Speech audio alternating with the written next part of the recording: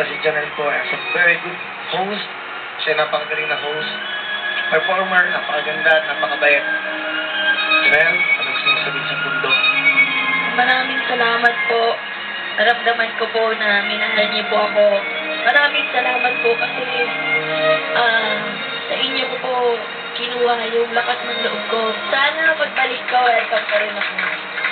I love you, Willie. I love you, Maria. Kaya, ano gusto mong sabihin mo yan? Kaya ako balik. So happy ka na sa desisyon ko, pero kailan mo ka nakunta sa dami ko balik.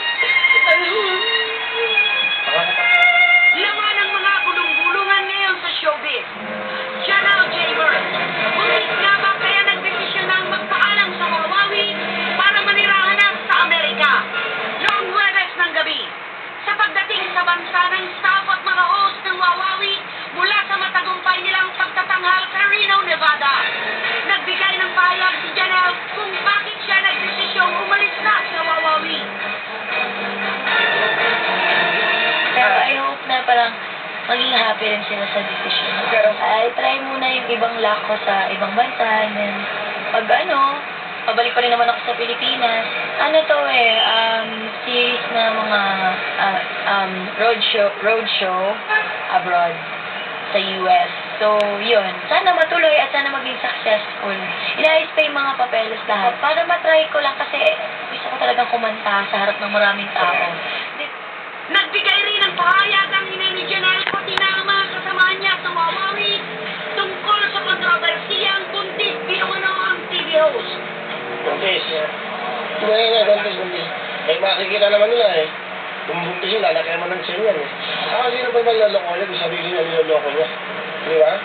Eh, loko niya tayo. Di yung problema niya na yun, di ba? Nagusto niya talaga yung sin niya. Kanil nga to eh. Alam tigilan naman namin yung isang taong gustong umangat sa buhay. Hindi, hindi siya buntis. O kaibigan ko siya, kasama ko yung tao araw-araw. Sana magawa naman sila ng bagong chismis porket aalis lagi nilang buntis. Tinatawanan ko lang yan, di naman totoo eh. Gusto ko nga magka-boyfriend ng anak ko eh. Gusto ko na magka-apo. Hindi lang. Huwag muna kasi marami pa siyang commitment sa abroad.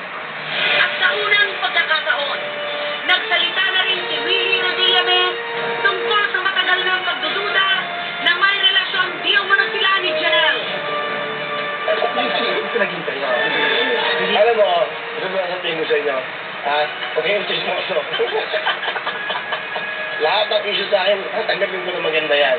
Kahit na ano iba to sa akin, kahit ano sabihin, okay lang yan.